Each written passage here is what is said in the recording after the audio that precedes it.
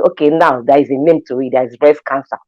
By this time I was sick. I can't even Google what is breast cancer. I don't even know how to go about it. But everybody around me, I had the love of my family, my siblings, everybody, like the few friends that remained. Because at the time, the rumor was like, she has HIV, or maybe she did something that God is punishing her. If not, how can a woman, a young girl's breast, she's single, then how can her breast be as big as 10 people's head, leaking blood, fluid, and pause non-stop? There was no story. In fact, I tell people that I went through the worst of stigma. There was no name they did not call me. They called me a witch. How can your breast be like this? There was no name I did not hear. But you know what?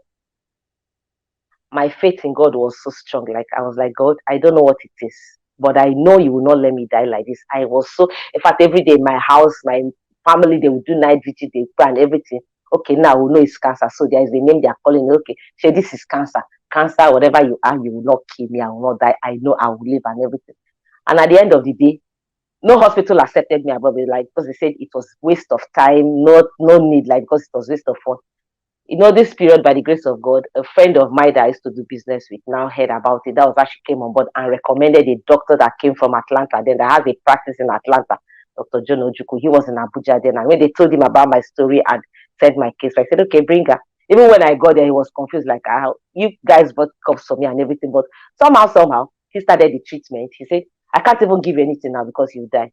I was placed on 6 weeks blood transfusion, like we were taking blood literally every day for 6 weeks. And after that 6 weeks, he gave me the first chemo, second chemo. By the third chemo, the breast shrink. And I said, okay, I have something to work with.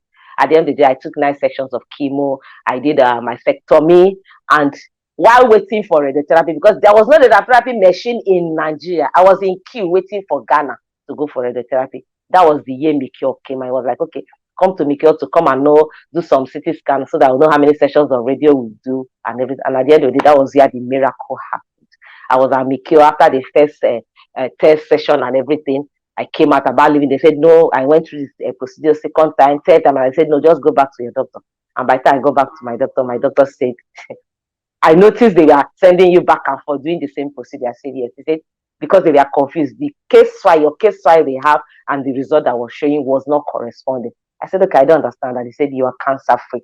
That was how I did not go to Ghana for radiotherapy again. At the end of the day, my slot was given to another person. And, because of the stigma I went through and how people mocked me, shamed me and everything, after everything, the only people I had, I just boxed up myself, my business. I wasn't doing anything. I just stayed by myself. The only people I had was my family and a few friends around. Then I hardly go out because I noticed whenever I go out, the way people just look at me strangely, like, this is a witch, this, that, and stuff like that. And I just kept to myself. So I was quiet for a very long time. For more than 6 years, I kept quiet. But one day, I just held on to God. The only place I go to was church. And one day, Holy Spirit ministered to me. Do you know I kept you alive for a reason? I kept you alive for you to share my glory, for you to share my faithfulness. I kept you alive for you to save other women. And that was like a wake-up call. It was like scale fell off my eyes. And that was the day I started sharing about my story. Like, I went through cancer, I survived it and everything.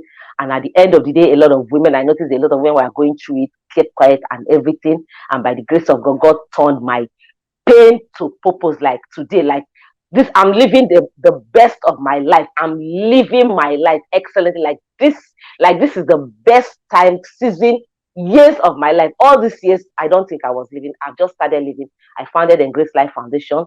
We reach out to women and the communities in the rural communities, especially indigent women. We go there, we do free screening, we do enlightenment, we do education and everything. And so far, we've treated more than 20 women. When I mean treatment, we don't just treat them, say 1 chemo, 2 chemo. We do like full chemo. In fact, there's a particular lady we've done more than 20 chemo for. I've done mastectomy, we've done radiotherapy. We treat women, we do a lot of lumpectomy, we go to rural areas. And this October, we had the highest gathering of breast cancer advocates, like supporters in the city of Port Harcourt. We had more than 2,000 people work for breast cancer. We had programs back to back the whole of October, and it has just been from glory to glory by the grace of God. So this is my shame, my reproach. God has turned it to a purpose, and today I'm living my life supporting women and also reaching out to people and spreading the gospel of breast cancer. So thank you so much. I am not my scar.